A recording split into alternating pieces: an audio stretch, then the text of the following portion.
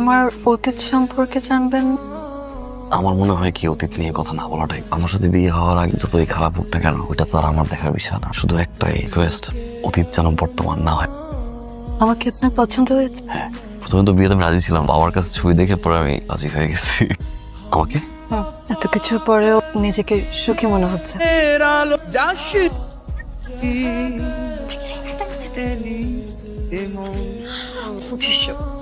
30% তোর, 30% আমার, বাকি 40%? 40% যেহেতু তোর ভাইয়ার মানি ব্যাগ, 40% থাক। ঠিক না ভাবনি। আচ্ছা ঠিক আছে, তোর জন্য 100 রেডি। কংগ্রাচুলেশনস, আপনার ওয়াইফ প্রেগন্যান্ট। বেবির বয়স 17 সপ্তাহ, অলরেডি হার্টবিট চলে আসছে।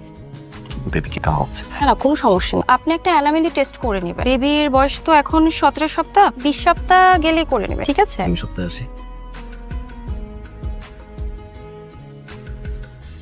শুধু আমি একা খুশি? বাবাকে দেখছো? বাবা মা আমার বাচ্চার মতো করতেছে। নাফিস, তোমরা সবাই এত ভালো কেন? মানে আমি কখনো এক্সপেক্টই করিনি শ্বশুর বাড়ির মানুষজন এরকম হবে। আমাকে এত আপন করে নিয়েছো।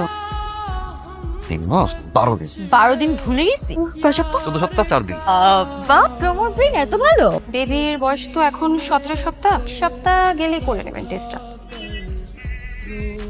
আমার বিয়েটা তো তাড়াহুড়ো করে কেন হলো? তুই না ওইখানে ছিলি, আমরা তো বলেছিলাম। তোর শ্বশুর মানে সে তো বললো যে তার হার্টের প্রবলেম। আর বুঝছিস তো বাবা, উনি রাজনীতিবিদ, রকম ঝামেলা ওনাদের থাকে। বাচ্চার বয়স তো 17 সপ্তাহ। রিপোর্ট তো ঠিকই আছে, আরেকবার দেখ। রিপোর্ট সব ঠিকঠাক আছে। খুব ভালো করে দেখছি। প্রথমবার বাবা হচ্ছিস তো, তাই আমার আর এটা আমারও হয়েছে। টেনশন থাকে বাচ্চাকে নিয়ে। 26 জুলাই হলো, 20 জুলাই ফেসবুক আইডি ওপেন। বিয়ের 3 দিন আগে ফেসবুক আইডি খুলছে। মামাই, ঘুম ভেঙে গেছে। চারটা অনেক সুন্দর না? চলো না ছাদে যাই। তুমি কি কখনো আমাকে ছেড়ে থাকতে পারবে? যদি কখনো অনেক বড় ঝড় আসে, তুমি আমাকে ছেড়ে যাবে না? তোমার আগের ফেসবুক আইডিটা কোথায়? মানে? তোমার এখন যে আইডি সেটা তো বিয়ের 4 দিন আগে খোলা। এর আগেরটা? আমি তোমাকে কোথায় বলতেছি চাঁদের কথা, তুমি চলে গেছো ফেসবুক আইডিতে। কি সমস্যা তোমার? আমি বুঝলাম না। সরি। নিচে যাই। ভাবির নাম্বারে এর আগেও একটা আইডি ছিল যেটা এখন ডিঅ্যাক্টিভ করা, আর এটা ভাবির নিউ আইডি। নাফিস, আমি বাবার বাসায় যাবো। বাসায়? বাবার শরীরটা ভালো না, চলো আমি যাই। আমি একাই যাবো। আমাদের কি সৌভাগ্য, এত ভালো একটা পরিবার পেয়েছি, ভালো একটা জামাই পেয়েছি, আলহামদুলিল্লাহ। আর উপরে এমন একটা সুখবর। মা, তুমি কি ওদেরকে আলমানের কথাটা জানাইছো? একদম চুপ, ছেলের নাম জেনে এই ঘরে আর কখনো উচ্চারণ না। চুপ কেন থাকবো? তার জীবন, তুমি চুপ থাকতে বলো, বাবা চুপ থাকতে বলো। বারবার বলতে ওদের কাছে কিছু লুকিও না। কি বলিস? তোকে আমি মেরেই ফেলবো। ওর জন্য আমি রাজনীতিতে একটা ভালো জায়গায় যেতে পারিনি।